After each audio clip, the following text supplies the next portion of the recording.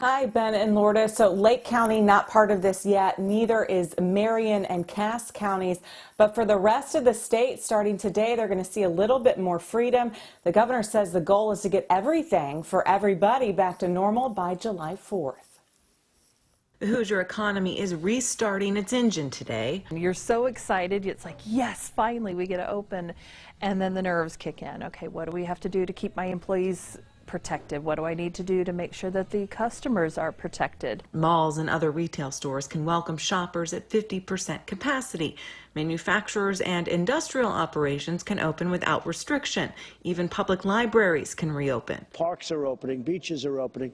At some point, we have to open our country. While some worry reopening too quickly could mean a spike in cases, Indiana's governor says his decisions are being driven by data. As long as we can manage our way through this, which we have done, we know, fact certain, we have slowed the spread. While he's not requiring masks in public, his plan recommends it, even though this weekend he posed for a photo at a Brown County restaurant without one. Completely my fault. He later apologized, saying his mask was in his car. Wearing a mask is a recommendation, something that we highly recommend. I'll be subscribing to it now 100% of the time, not just 99% of the time. In most of Indiana, playgrounds, gyms, and casinos remain shuttered for now.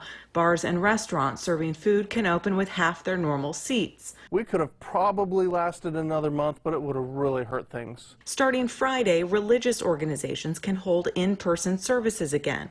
While all other public gatherings are limited to 25 people, churches are exempt from that rule. When it came down to making the ultimate decision on places of worship, we said going forward that we would recommend allowing this now to see as we look back 14 days or 21 days in terms of houses of worship, what effect it might have. If we can manage this, this gives us a lot of confidence in some other arenas as well. While the state recommends social distancing guidelines stay in place during the reopening, there are few hard and fast rules and no real enforcement. We think that for many states that are reopening, that there will be potentially an increase in the number of infections as a result of this reopening. Indiana says it has been focusing its testing on the most vulnerable populations, but as it starts to test even more people, it's confident its rate of infection will go down, not up.